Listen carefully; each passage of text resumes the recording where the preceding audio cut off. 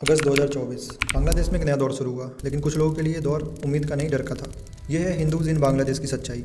एक ऐसी कहानी जो दुनिया की नज़र से छुपाई हुई थी, जब तक कि इतनी बड़ी नहीं हो गई कि इसको इग्नोर करना नामुमकिन हो गया। 5 अगस्त 2024 एक तारीख जो बांग्लादेश की सियासी तारीख में हमेशा के लिए याद रखी जाएगी। प्राइम मिनिस्टर शेख हसीना, जो 15 साल से बांग्लादेश की सत्ता में थी, स्टूडेंट प्रोटेस्ट के दबाव में आके देश छोड़ के इंडिया चली गई। स्टूडेंट मूवमेंट ने बांग्लादेश को बदल दिया, लेकिन जब एक पुरानी सरकार जाती है तो एक वैक्यूम बन जाता है। और उस वैक्यूम में कौन आता है? Doctor Mohammad Yunus, Nobel prize winner, economist और अब बांग्लादेश के इंटर्न गवर्नमेंट के हेड। 8 अगस्त 2024 को डॉक्टर यूनुस ने शपथ ली। दुनिया ने इसे डेमोक्रेसी की जीत माना, लेकिन बांग्लादेश के माइनॉरिटीज़ हिंदू के लिए ये एक अलग कहानी थी। शेख हसीना के जाने के बाद बांग्लादेश में जो हुआ वो ऑर्गेनाइज वायलेंस का एक वेव था। अब कुछ नंबर्स सुन लीजिए। अगस्त 2024 का पहला हफ्ता ही 200 प्लस हिंदूज होम्स और बिजनेस पर अटैक हुए। 45 प्लस मंदिरों को तोड़ा गया या जलाया गया। आइस्कॉन मंदिरों को खास करके टारगेट किया गया और उस पर अटैक किए गए। चिटागोंग, ढाका, नोआखाली, सियालेट, कोई शहर नहीं बचा। ये सिर्फ नंबर नहीं है, हर नंबर के पीछे एक कहानी है, एक फैमिली है, एक ज़िंदगी है जो उलझा दी गई। दिनाजपुर में एक कृष्ण मंदिर पूरी तरह से जला दिया गया। नोआखाली में एक दुर्गा मंदिर तोड़ दिया गया। और सबसे बुरा, चिन्मय कृष्णदास, एक आइस्कॉन मॉन्क, उन्हें अरेस्ट कर लिया गया सेडिशन के चार्जेस में। इमेजिन कीजिए, आप अपने घर में हो, अपनी पूजा कर रहे हैं और अचानक भीड़ आ जाती है, पत्थर, आग और नफरत के नारे। आप कहाँ जाएंगे? पुलिस को बुलाएंगे, लेकिन पुलिस भी खामोश है। एक हिंदू बिजनेसमैन से पूछा गया, आप सेफ महसूस करते हैं? उन्होंने कहा, सेफ? हम रोज़ सोचते हैं कि कल का दिन देखने को मिलेगा या नहीं मिलेगा। एक हिंदू टीचर ने अपना घर छोड़ दिया। एक डॉक्टर इंडिया भाग गया। फैमिलीज बिखर गई।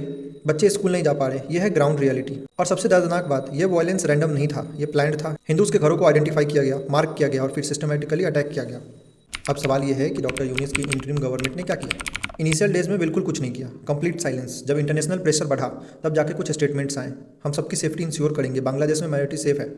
लेकिन ग्राउंड रियलिटी कुछ और था। वायलेंस जारी था। हिंदूज फैमिली डर में जी रही है। मंदिरों में ताला लटका दिया गया है। सिक्योरिटी के नाम पे डर का नाम है बस। इंडिया ने कंसर्न रेज किया, ह्यूमन राइट्स ऑर्गेनाइजेशन ने रिपोर्ट पब्लिश की, लेकिन बांग्लादेश की गवर्नमेंट का रिस्पॉन्स डिनायल। ये सब मनगढ़ंत कहानी है या बढ़ा चढ़ा के दिखाया जा रहा है? माइनॉरिटीज सेफ है, ये नई बात नहीं है। बांग्लादेश में हिंदूज पॉपुलेशन 1947 में 29% थी, आज सिर्फ 8% है। हर डिकेड में यह नंबर कम होता गया।